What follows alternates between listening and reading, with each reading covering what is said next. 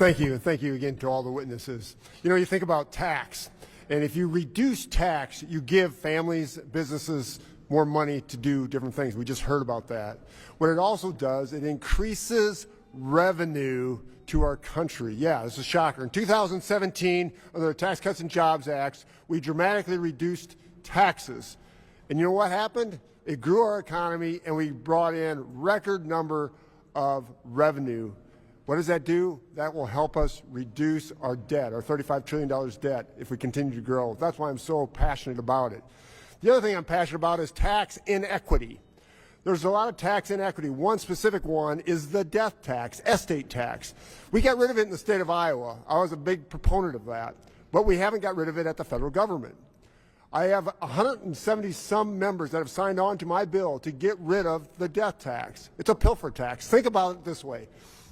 You collect all this land throughout your life, you die, and all of a sudden your family members got to pay 42% tax on that land. Think about that, 42%. That is wrong in so many ways. So, Mr. Sukup, I want to ask you, you're talking about the third and fourth generation coming down the pipe. How will this affect you if you have to pay that 42%?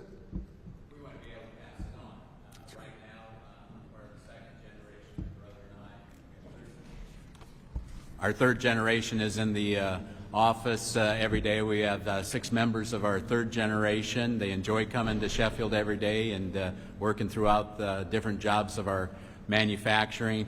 But to be able to pass it on, that would just be overwhelming and not possible. Yeah, it'd just be a killer, absolutely. And all of a sudden, that next generation is lost.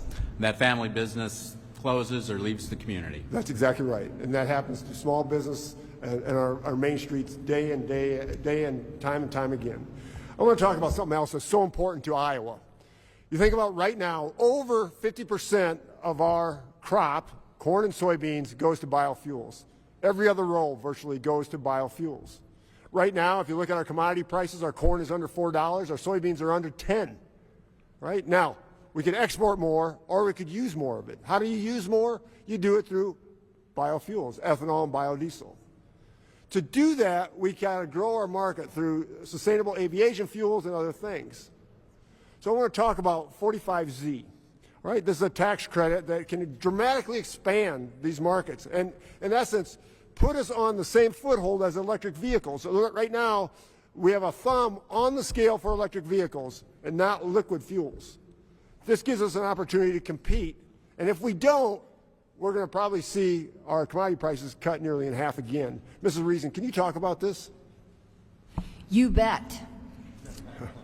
So that 45Z is going to be a game changer for us out there when it comes to the grain price. Because with the 45Z, the nation and our domestic consumers are asking for low carbon. So one way of doing that is through carbon sequestration, and this 45Z helps ethanol plants get set up to be able to do that.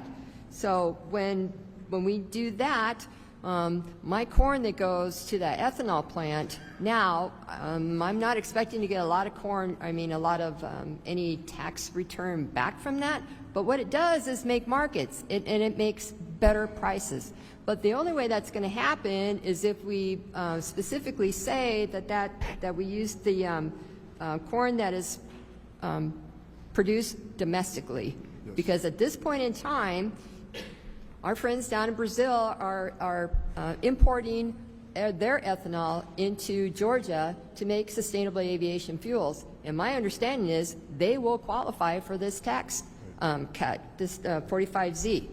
We can't let that happen. I'm sorry. I mean, I love all farmers, but not that much.